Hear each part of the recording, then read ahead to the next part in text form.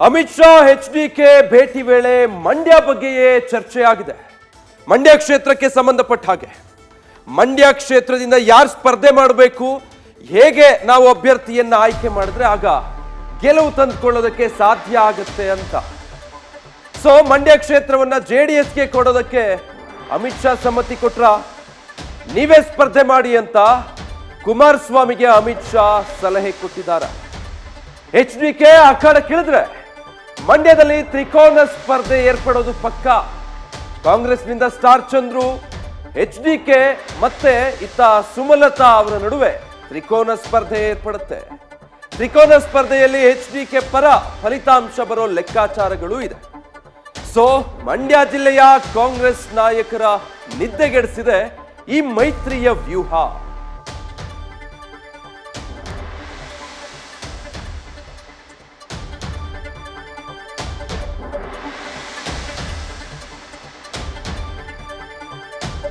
ಕುಮಾರಸ್ವಾಮಿ ಅವರು ದೆಹಲಿಗೆ ಹೋಗಿ ಕೇಂದ್ರ ಗೃಹ ಸಚಿವ ಅಮಿತ್ ಶಾ ಅವರನ್ನ ಭೇಟಿ ಮಾಡಿದ್ರು, ಮಾತುಕತೆ ನಡೆಸಿದ್ರು. ಈ ಸಂದರ್ಭದಲ್ಲಿ ಮಂಡ್ಯ ಕ್ಷೇತ್ರಕ್ಕೆ ಸಂಬಂಧಪಟ್ಟ ಹಾಗೆ ಚರ್ಚೆ ಆಗಿದೆ ಅಂತ. ಸೊ ಆ ಸಂದರ್ಭದಲ್ಲಿ ಅಮಿತ್ ಶಾ ಹೇಳಿದ್ದಾರೆ, ನೀವೇ ಸ್ಪರ್ಧೆ ಮಾಡಿ, ಮಂಡ್ಯದಿಂದ ಗೆಲ್ಲೋ ಸಾಧ್ಯತೆ ಇರುತ್ತೆ ಆಗ ಅಂತ. ಒಂದು ವೇಳೆ ಕುಮಾರಸ್ವಾಮಿ ಅವರೇ ಅಖಾಡಕ್ಕೆ ಇಳಿದ್ರೆ ಆಗ ಯಾವ ರೀತಿ ಪ್ಲಸ್ ಆಗುತ್ತೆ ಮೈತ್ರಿಗೆ ಅಂತ. ಸೊ ಏನೆಲ್ಲ ಮಾತುಕತೆ ನಡೆಸಿದ್ದಾರೆ ಭೇಟಿ ಸಂದರ್ಭದಲ್ಲಿ ಅಮಿತ್ ಶಾ ಮತ್ತೆ ಕುಮಾರಸ್ವಾಮಿ ಅವರ ನಡುವೆ ಏನ್ ಮಾತುಕತೆ ಆಗಿದೆ ನೋಡೋಣ. ಬಿಜೆಪಿ ಜೆಡಿಎಸ್ ಮೈತ್ರಿಯಾಗಿ ಈ ಬಾರಿಯ ಲೋಕಸಭಾ ಚುನಾವಣೆಯನ್ನ ಎದುರಿಸ್ತಿದೆ. ಈ ಬಾರಿ ಬಹಳ ಎಚ್ಚರಿಕೆಯಿಂದ ಚುನಾವಣೆಯನ್ನ ಎದುರಿಸಬೇಕಿದೆ. ಹೌದು ಅಮಿತ್ ಶಾಜಿ ಅವರೇ, ನಮಗೂ ಅದ್ರ ಬಗ್ಗೆ ನಿಗಾ ಇದೆ. ಈವರೆಗೂ ಸೀಟು ಹಂಚಿಕೆಯ ಬಗ್ಗೆ ಅಂತಿಮವಾದ ನಿರ್ಧಾರ ಹೊರಬಿದ್ದಿಲ್ವಲ್ಲ. ಆ ಪ್ರಕ್ರಿಯೆ ಮುಗಿದ ಬಳಿಕ ಎಲ್ಲವೂ ಆಕ್ಟಿವ್ ಆಗಿ ಇರಲಿದೆ. ನಾವು ಕೂಡ ಸಮೀಕ್ಷೆಗಳನ್ನ ಮಾಡಿಸಿದ್ದೇವೆ. ಈ ಬಾರಿಯ ಲೋಕಸಭಾ ಚುನಾವಣೆಯಲ್ಲಿ ಕರ್ನಾಟಕ ರಾಜ್ಯದಲ್ಲಿ ಬಿಜೆಪಿ ಜೆಡಿಎಸ್ ಮೈತ್ರಿ ಮಾಡಿಕೊಳ್ಳುತ್ತಿರುವ ಉತ್ತಮ ಫಲಿತಾಂಶ ಹೊರಬೀಳಲಿದೆ. ಸೀಟು ಹಂಚಿಕೆ ಪ್ರಕ್ರಿಯೆ ಹೇಗೆ ಅಮಿತ್ ಶಾ ಅವರೇ? ನೋಡಿ ಕುಮಾರಸ್ವಾಮಿ, ನೀವು ಜೆಡಿಎಸ್ ಚಿಹ್ನೆಯಿಂದ ಹಾಸನ, ಮಂಡ್ಯ ಹಾಗೂ ಕೋಲಾರ ಕ್ಷೇತ್ರಗಳಲ್ಲಿ ಅಭ್ಯರ್ಥಿಗಳನ್ನ ಕಣಕ್ಕಿಳಿಸಿ. ಅದರಲ್ಲಿ ಹಾಸನ ಮತ್ತು ಕೋಲಾರ ನಮಗೆ ಚಿಂತೆ ಇಲ್ಲ. ಆದರೆ ಮಂಡ್ಯ ಲೋಕಸಭಾ ಕ್ಷೇತ್ರದಲ್ಲಿ ನೀವು ಸ್ಪರ್ಧೆ ಮಾಡಿ.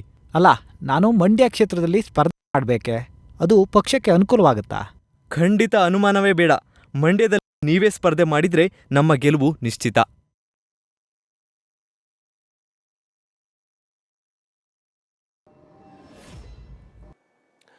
ಸೊ ಅಮಿತ್ ಶಾರನ್ನ ಎಚ್ ಡಿ ಕುಮಾರಸ್ವಾಮಿ ಅವರು ಭೇಟಿ ಮಾಡಿ ಮಾತುಕತೆ ನಡೆಸಿದ ಸಂದರ್ಭದಲ್ಲಿ ಅವರಿಬ್ಬರ ನಡುವೆ ನಡೆದಿರುವಂತಹ ಮಾತುಕತೆ ಇದು. ಕೋಲಾರ, ಹಾಸನ ಮತ್ತೆ ಮಂಡ್ಯ ಈ ಮೂರು ಕ್ಷೇತ್ರಗಳಲ್ಲಿ ಜೆಡಿಎಸ್ ಚಿಹ್ನೆಯಿಂದ ನಿಮಗೆ ಬೇಕಾಗಿರೋ ಅಭ್ಯರ್ಥಿಗಳು ಸ್ಪರ್ಧೆ ಮಾಡಲಿ. ಅದರಲ್ಲೂ ಹಾಸನ ಮತ್ತೆ ಕೋಲಾರ ವಿಚಾರಕ್ಕೆ ಸಂಬಂಧಪಟ್ಟ ಹಾಗೆ ಅದು ಸಂಪೂರ್ಣ ನಿಮ್ಮ ಆಯ್ಕೆ. ಯಾರನ್ನ ಅಭ್ಯರ್ಥಿ ಮಾಡ್ತೀರಾ ಅನ್ನೋದು ನಿಮಗೆ ಬಿಟ್ಟು ವಿಚಾರ. ಆದರೆ ಮಂಡ್ಯ ಕ್ಷೇತ್ರ ಅಂತ ಬಂದಾಗ ಖುದ್ದು ನೀವೇ ಸ್ಪರ್ಧೆ ಮಾಡಿದ್ರೆ ಬಹಳ ಅನುಕೂಲ ಆಗುತ್ತೆ. ಹಾಗಿದ್ರೆ ಅದರಿಂದ ಪಕ್ಷಕ್ಕೆ ಲಾಭ ಆಗುತ್ತಾ ಅಂತ ಎಚ್ ಡಿ ಕುಮಾರಸ್ವಾಮಿ ಅವರು ಕೇಳಿದ್ದಾರೆ. ಖಂಡಿತವಾಗ್ಲು ಮಂಡ್ಯದಿಂದ ಮೈತ್ರಿ ಅಭ್ಯರ್ಥಿಯಾಗಿ ನೀವೇ ಕಣಕ್ಕಿಳಿದ್ರೆ ಮಾತ್ರ ಮೈತ್ರಿ ಗೆಲುವು ಸಾಧಿಸೋದಕ್ಕೆ ಸಾಧ್ಯ ಅಂತ ಹೇಳಿದ್ದಾರೆ.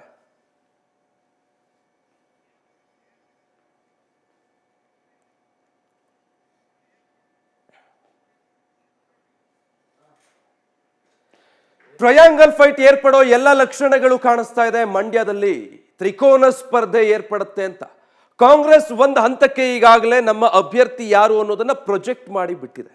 ಉದ್ಯಮಿ ಸ್ಟಾರ್ ಚಂದ್ರು ಈ ಬಾರಿ ಮಂಡ್ಯದಲ್ಲಿ ಕಾಂಗ್ರೆಸ್ನಿಂದ ಅಭ್ಯರ್ಥಿ ಆಗ್ತಾರೆ ಅನ್ನೋದು ಬಹುತೇಕ ಫೈನಲ್ ಆಗಿದೆ. ಬಟ್ ಅದು ಅಧಿಕೃತವಾಗಿ ಗೊತ್ತಾಗಬೇಕು. ಮಾತುಕತೆಗಳು ನಡೆದಿದೆ. ಮತ್ತೊಂದು ಕಡೆ ಸುಮಲತಾ ಅವರು ಕೂಡ ಮಂಡ್ಯದಿಂದನೇ ಸ್ಪರ್ಧೆ ಮಾಡ್ತಾರೆ. ಮೈತ್ರಿ ಅಭ್ಯರ್ಥಿ ಕುಮಾರಸ್ವಾಮಿ ಅವರಾದ್ರೆ ತ್ರಿಕೋನ ಸ್ಪರ್ಧೆ ಅಂತ. ಸೊ ಮಂಡ್ಯದಲ್ಲಿ ತ್ರಿಕೋನ ಸ್ಪರ್ಧೆ ಏರ್ಪಡುತ್ತೆ. ಒಂದು ವೇಳೆ ಕುಮಾರಸ್ವಾಮಿ ಅವರು ಮೈತ್ರಿ ಅಭ್ಯರ್ಥಿಯಾಗಿ ಕಣಕ್ಕಿಳಿದ್ರೆ ಎಚ್ ಡಿ ಕುಮಾರಸ್ವಾಮಿ ಅವರು ಮೈತ್ರಿ ಅಭ್ಯರ್ಥಿಯಾಗಿ ಜೆಡಿಎಸ್ ನಿಂದನೇ ಸ್ಪರ್ಧೆ ಮಾಡೋ ಸಾಧ್ಯತೆ ಇದೆ. ಅಮಿತ್ ಶಾ ಅವರು ಕೊಟ್ಟಿರೋ ಸಲಹೆ ಕೂಡ ಅದೇ. ಹಾಲಿ ಸಂಸದೆ ಸುಮಲತಾ ಪಕ್ಷೇತರರಾಗಿ ಕಣಕ್ಕಿಳಿಯೋ ಎಲ್ಲ ಸಾಧ್ಯತೆ ಇದೆ. ಯಾಕಂದ್ರೆ ಕಾಂಗ್ರೆಸ್ನಿಂದನೂ ಅವ್ರಿಗೆ ಆಪ್ಷನ್ ಇಲ್ಲ, ಮೈತ್ರಿಯಿಂದಲೂ ಆಪ್ಷನ್ ಇಲ್ಲ. ಪಕ್ಷೇತರವಾಗಿಯೇ ಅವರು ಅಖಾಡಕ್ಕೆ ಇಳಿಬೇಕಾಗುತ್ತೆ. ಮತ್ತೊಂದು ಕಡೆ ಕಾಂಗ್ರೆಸ್ನ ಅಭ್ಯರ್ಥಿಯಾಗಿ ಸ್ಟಾರ್ ಚಂದ್ರು ಅಖಾಡಕ್ಕೆ ಇಳಿಯೋದಕ್ಕೆ ಸಜ್ಜಾಗಿದ್ದಾರೆ. ಅದಕ್ಕೆ ಬೇಕಾಗಿರೋ ತೆರೆಮರೆಯ ಸಿದ್ಧತೆಗಳು, ತಯಾರಿಗಳು ಎಲ್ಲವೂ ಆಗ್ತಾ ಇದೆ. ಇಂಥ ಸಂದರ್ಭದಲ್ಲಿ ಸುಮಲತಾ ಅವರನ್ನ ಕಾಂಗ್ರೆಸ್ ಸೆಳೆಯೋದಿಲ್ಲ. ಯಾಕಂದ್ರೆ ತಮ್ಮ ಅಭ್ಯರ್ಥಿ ಯಾರಾಗಬೇಕು ಅನ್ನುವಂಥ ಕ್ಲಾರಿಟಿ ಅವ್ರಿಗಿರೋದ್ರಿಂದ ಸುಮಲತಾ ಅವ್ರಿಗೇನು ಕಾಂಗ್ರೆಸ್ನಿಂದ ಆಫರ್ ಬರೋ ಸಾಧ್ಯತೆ ಇಲ್ಲ. ಇತ್ತ ಎಚ್ ಡಿ ಕುಮಾರಸ್ವಾಮಿಗೆ ಮಂಡ್ಯದಲ್ಲಿ ದೊಡ್ಡ ವೋಟ್ ಬೇಸ್ ಇದೆ, ಅದು ಗೊತ್ತಿರೋ ವಿಚಾರನೇ. ಅದನ್ನೇ ಎನ್ಕ್ಯಾಶ್ ಮಾಡ್ಕೊಳ್ಬೇಕು ಈ ಬಾರಿ ಲೋಕಸಭಾ ಚುನಾವಣೆಗೆ ಅಂತ. ಸೊ ಇಬ್ಬರು ಅಭ್ಯರ್ಥಿಗಳನ್ನ ಸಮರ್ಥವಾಗಿ ಎದುರಿಸಬೇಕು ಅಂದ್ರೆ ಕುಮಾರಸ್ವಾಮಿ ಅವರೇ ಅಭ್ಯರ್ಥಿ ಆಗಬೇಕು ಅಂತ. ಸ್ಟಾರ್ ಚಂದ್ರು, ಸಂಸದೆ ಸುಮಲತಾ, ಮತ್ತೊಂದು ಕಡೆ HD ಕುಮಾರಸ್ವಾಮಿ, ಮೂವರು ಕಣಕ್ಕಿಳಿದ್ರೆ ಏನೇ ಆದರೂ ಕೂಡ ಸುಮಲತಾ ಮಂಡ್ಯ ರಾಜಕಾರಣವನ್ನ ಬಿಡೋದಿಲ್ಲ ಅಂತಂತೂ ಸ್ಪಷ್ಟವಾಗಿ ಹೇಳಿದ್ದಾರೆ, ಪಟ್ಟಿ ಹಿಡಿದಿದ್ದಾರೆ. ಸೊ ಪಕ್ಷೇತರರಾಗಿ ಸುಮಲತಾ ಅಂಬರೀಷ್ ಅಖಾಡಕ್ಕಿಳಿಯೋದು ಖಚಿತ, ಅದರಲ್ಲಿ ಯಾವುದೇ ಡೌಟ್ ಬೇಡ. ಸೊ ಸುಮಲತಾ ಅವರು ಅಖಾಡಕ್ಕಿಳಿದ್ರೆ ಅದರ ಲಾಭ ಮೈತ್ರಿಗೆ ಸಿಗುತ್ತೆ ಅನ್ನೋದು ಅಮಿತ್ ಶಾ ಅವರ ಈ ಹಿಂದಿನ ಲೆಕ್ಕಾಚಾರ ಅಂತ. ಸಂಸದೆ ಸುಮಲತಾ ಅವರು ಗ್ರ್ಯಾಬ್ ಮಾಡ್ತಾರಲ್ಲ, ಅದು ಕಾಂಗ್ರೆಸ್ನ ಓಟ್ಗಳಾಗಿರುತ್ತೆ. ಬಿಜೆಪಿ ಮತ್ತೆ JDS ಮೈತ್ರಿಯ ಓಟ್ಗಳಾಗಲ್ಲ, ಕಾಂಗ್ರೆಸ್ನ ಓಟ್ಗಳನ್ನು ಕಿತ್ಕೊಳ್ತಾರೆ. ಸೊ ಈ ತ್ರಿಕೋನ ಸ್ಪರ್ಧೆಯಲ್ಲಿ ಕಾಂಗ್ರೆಸ್ನ ಓಟ್ಗಳನ್ನು ಸುಮಲತಾ ಅವರು ಕಿತ್ಕೊಂಡ್ರೆ HDK ಪರ ಫಲಿತಾಂಶ ಬರೋ ಸಾಧ್ಯತೆ ಹೆಚ್ಚಾಗಿರುತ್ತೆ. ಹೀಗಾಗಿ HDK ಮೈತ್ರಿ ಅಭ್ಯರ್ಥಿಯ ಗೆಲುವು ಸುಲಭ ಆಗುತ್ತೆ ಅನ್ನೋದು ಈ ಹಿಂದಿನ ರಾಜಕೀಯ ಲೆಕ್ಕಾಚಾರ. ಮಂಡ್ಯ ಜಿಲ್ಲೆಯ ಕಾಂಗ್ರೆಸ್ ನಾಯಕರ ನಿದ್ದೆಗೆಡಿಸ್ತಾ ಇದೆ ಈ ಮೈತ್ರಿಯ ವ್ಯೂಹ. ಹೇಗೆ ಕೌಂಟರ್ ಮಾಡಬೇಕು ಇದನ್ನ ಅಂತ ಇದಿಷ್ಟು ಮಾತುಕತೆಗಳು ನಡೆದಿರುವಂಥದ್ದು. ಸೊ ಇದಕ್ಕೆ ಸಂಬಂಧಪಟ್ಟ ಹಾಗೆ ಮತ್ತಷ್ಟು ಡೀಟೇಲ್ಸ್ ಕೊಡ್ತಾರೆ ನನ್ನ ಸಹೋದ್ಯೋಗಿ ಮಧುಸೂದನ್, ಲೈವ್ನಲ್ಲಿ ಜಾಯ್ನ್ ಆಗ್ತಾ ಇದ್ದಾರೆ. ಮಧುಸೂದನ್, ಈಗ HDK ಮತ್ತೆ ಅಮಿತ್ ಶಾ ಅವರ ನಡುವೆ ಆಗಿರುವಂತಹ ಮಾತುಕತೆ, ಮೈತ್ರಿ ರಚನೆ ಮಾಡ್ತಾ ಇರುವಂತಹ ವ್ಯೂಹ ಕಾಂಗ್ರೆಸ್ ಪಾಲಿಗೆ ಮುಳುವಾಗಿ ಪರಿಣಮಿಸುತ್ತಾ? ಏನ್ ಲೆಕ್ಕಾಚಾರ HDK ಅವರನ್ನ ಅಭ್ಯರ್ಥಿ ಮಾಡೋ ಹಿಂದಿನದ್ದು? ನಿಜಕ್ಕೂ ವಿಜಯ್, ದೇಶದ ಎಲ್ಲ ಲೋಕಸಭಾ ಕ್ಷೇತ್ರಗಳಿಂದ ಮಂಡ್ಯ ಲೋಕಸಭಾ ಕ್ಷೇತ್ರ ಇನ್ನೂ ಚುನಾವಣೆ ಘೋಷಣೆಗೆ ಮುಂಚೆಯೇ ಸಾಕಷ್ಟು ರಂಗು ಪಡ್ಕೊಳ್ತಾ ಇದೆ. ಇಷ್ಟು ದಿನ ನೇರವಾಗಿ ಕಾಂಗ್ರೆಸ್ನ ಒಂದಷ್ಟು ನಾಯಕರು ಅಧಿಕೃತವಾಗಿ ಅಭ್ಯರ್ಥಿಯ ಘೋಷಣೆ ಆಗಲಿಲ್ಲ ಅಂದ್ರೂ ಕೂಡ ಮಂಡ್ಯ ಅಖಾಡದಲ್ಲಿ ಈ ಬಾರಿ ಸ್ಟಾರ್ ಚಂದ್ರು ಅರ್ಥಾತ್ ವೆಂಕಟರಮಣೇಗೌಡ ಅವ್ರನ್ನ ಅಧಿಕೃತ ಅಭ್ಯರ್ಥಿ ಅನ್ನೋದನ್ನೇ ಘೋಷಣೆ ಮಾಡ್ತಾರೆ ಅನ್ನೋ ನಿಟ್ಟಿನಲ್ಲಿ ಈಗಾಗಲೇ ಪ್ರಚಾರವನ್ನು ಆರಂಭ ಮಾಡಿದ್ದಾರೆ. ಇತ್ತ ಹಾಲಿ ಸಂಸದೆ ಸುಮಲತಾ ಅಂಬರೀಷ್ ಅವರು, ನಾನು ಯಾವುದೇ ಕಾರಣಕ್ಕೂ ಮಂಡ್ಯನ ಬಿಡಲ್ಲ, ಬಿಜೆಪಿ ಅಭ್ಯರ್ಥಿಯಾಗಿಯೇ ಮಂಡ್ಯದಿಂದ ನಾನು ಕಣಕ್ಕಿಳಿತೇನೆ, ಇದ್ರ ಬಗ್ಗೆ ಬಿಜೆಪಿ ಹೈಕಮಾಂಡ್ ನಾಯಕರ ಹತ್ರ ನಾನು ಮಾತುಕತೆ ನಡೆಸ್ತೇನೆ ಅನ್ನೋ ಒಂದು ಮಾತನ್ನ ಹೇಳ್ತಾ ಇದ್ದಾರೆ. 2019ರಲ್ಲಿ ನಡೆದಂತ ಲೋಕಸಭಾ ಕ್ಷೇತ್ರದ ಚುನಾವಣೆಯಲ್ಲಿ JDSನ ಅಭ್ಯರ್ಥಿಯಾಗಿ ಕಣಕ್ಕಿಳಿದಂತ ನಿಖಿಲ್ ಕುಮಾರಸ್ವಾಮಿ ಅವ್ರನ್ನ ಅಖಾಡದಲ್ಲಿ ಸೋಲಿಸಿದಂತ ಹೆಗ್ಗಳಿಕೆ ಸುಮಲತಾ ಅಂಬರೀಷ್ ಅವ್ರಿಗಿದೆ. ಇತ್ತ JDS ಬಿಜೆಪಿ ಈ ಬಾರಿ ಮೈತ್ರಿ ಮಾಡಿಕೊಂಡು ರಾಜ್ಯದಲ್ಲಿ ಲೋಕಸಭಾ ಚುನಾವಣೆಯನ್ನ ಎದುರಿಸ್ತಾ ಇದೆ. ಈಗ ಅದನ್ನ ಕೌಂಟರ್ ಮಾಡಬೇಕು. ಸುಮಲತಾ ಅಂಬರೀಷ್ ಅವರು ಕಾಂಗ್ರೆಸ್ಗೆ ಸೇರ್ಪಡೆ ಆಗೋ ಅಂತ ಒಂದು ವಾತಾವರಣ ಇದ್ದಂಥ ಸಂದರ್ಭದಲ್ಲಿ ಅವರು ಕಾಂಗ್ರೆಸ್ಗೆ ಸೇರ್ಪಡೆ ಆಗಲಿಲ್ಲ, ಬಿಜೆಪಿಗೆ ಸಪೋರ್ಟನ್ನ ಮಾಡಿದ್ರು, ನನ್ನ ಬಾಹ್ಯ ಬೆಂಬಲ ಅಂತ ಹೇಳಿದ್ರು. ಬಟ್ ಈಗ ಅವರು ಬಿಜೆಪಿ ಅಭ್ಯರ್ಥಿಯಾಗಿ ಕಣಕ್ಕಿಳಿತೀನಿ ಅಂತ ಹೇಳ್ತಿದ್ದಾರೆ. ಈತ ನಿನ್ನೆ ಅಷ್ಟೇ ದೆಹಲಿಯಲ್ಲಿ ಕೇಂದ್ರ ಗೃಹ ಸಚಿವ ಅಮಿತ್ ಶಾ ಅವ್ರನ್ನ ಭೇಟಿ ಮಾಡಿರುವಂಥ HD ಕುಮಾರಸ್ವಾಮಿ ಅವ್ರಿಗೆ ಅಮಿತ್ ಶಾ ಅವರು ನೇರವಾಗಿ 3 ಲೋಕಸಭಾ ಕ್ಷೇತ್ರಗಳನ್ನು JDSನ ತೆಗೆದು ಕೊಟ್ಟಿದ್ದಾರೆ. ಒಂದು ಮಂಡ್ಯ, ಇನ್ನೊಂದು ಹಾಸನ, ಮತ್ತೊಂದು ಕೋಲಾರ. ಬಟ್ ಮಂಡ್ಯ ಎಲ್ಲದಕ್ಕಿಂತ ಹೆಚ್ಚು ಸೆನ್ಸಿಟಿವ್ ಇರೋ ಅಂಥ ಕ್ಷೇತ್ರ ಅನ್ನೋ ಮಾಹಿತಿ ಈಗಾಗಲೇ ನ್ಯೂಸ್ ಫಸ್ಟ್ ಕೊಟ್ಟಿದೆ. ಇದರ ಮುಂದುವರೆದ ಭಾಗವಾಗಿ ಅಮಿತ್ ಶಾ ಅವರು HD ಕುಮಾರಸ್ವಾಮಿಗೆ ಒಂದು ಸಲಹೆಯನ್ನು ಕೊಟ್ಟಿದ್ದಾರೆ, ಒಂದು ಸೂಚನೆಯನ್ನು ಕೊಟ್ಟಿದ್ದಾರೆ. ನೋಡಿ, ಮಂಡ್ಯ ಲೋಕಸಭಾ ಕ್ಷೇತ್ರದಲ್ಲಿ ನೀವೇ ಈ ಬಾರಿ JDSನ ಅಭ್ಯರ್ಥಿಯಾಗಿ ಕಣಕ್ಕಿಳಿರಿ ಅನ್ನೋ ಒಂದು ಸೂಚನೆಯನ್ನು ಕೊಟ್ಟಿದ್ದಾರೆ. ನಾನು ಕಣಕ್ಕಿಳಿದ್ರೆ ಅದು ಪಕ್ಷಕ್ಕೆ ಪ್ಲಸ್ ಆಗುತ್ತಾ ಅನ್ನೋ ಪ್ರಶ್ನೆಯನ್ನು ಕೂಡ ಕುಮಾರಸ್ವಾಮಿ ಅವರು ಮಾಡಿದ್ದಾರೆ. ಇದಕ್ಕೆ ಹೌದು, ಖಂಡಿತವಾಗ್ಲೂ ಆಗತ್ತೆ, ಅದರಲ್ಲಿ ಯಾವುದೇ ಅನುಮಾನ ಇಲ್ಲ ಅನ್ನೋ ಒಂದು ಮಾತನ್ನ ಅಮಿತ್ ಶಾ ಅವರು ಹೇಳಿದ್ದಾರೆ. ಇತ್ತ ಸಂಸದೆ ಸುಮಲತಾ ಅಂಬರೀಷ್ ಅವರು, ನಾನು ಮಂಡ್ಯ ಬಿಟ್ಟು ಬೇರೆ ಕ್ಷೇತ್ರದಲ್ಲಿ ಕಣಕ್ಕಿಳಿಯಲ್ಲ, ಮಂಡ್ಯದಿಂದಲೇ ಕಣಕ್ಕಿಳಿತೀನಿ, ಮಂಡ್ಯದಿಂದಲೇ ಉಮೇದುವಾರಿಕೆಯನ್ನು ಸಲ್ಲಿಕೆ ಮಾಡ್ತೀನಿ ಅಂತ ಹೇಳ್ತಿದ್ದಾರೆ. ಕಾಂಗ್ರೆಸ್ಗೆ ಹೋಗುವಂಥ ಆಪ್ಷನ್ ಸುಮಲತಾ ಅಂಬರೀಷ್ ಅವರ ಮುಂದೆ ಇಲ್ಲ, ಅದು ಕ್ಲೋಸ್ ಆಗಿದೆ.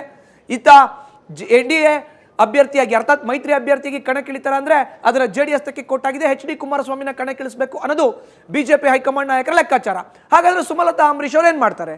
ಬೇರೆ ಕ್ಷೇತ್ರದತ್ತ ವಲಸೆ ಹೋಗೋದ್ರ ಬದಲು ಬಿಜೆಪಿ ಹೈಕಮಾಂಡ್ ನಾಯಕರೇ ಒಂದು ಮಾಸ್ಟರ್ ಪ್ಲಾನ್ ಮಾಡಿದ್ದಾರೆ.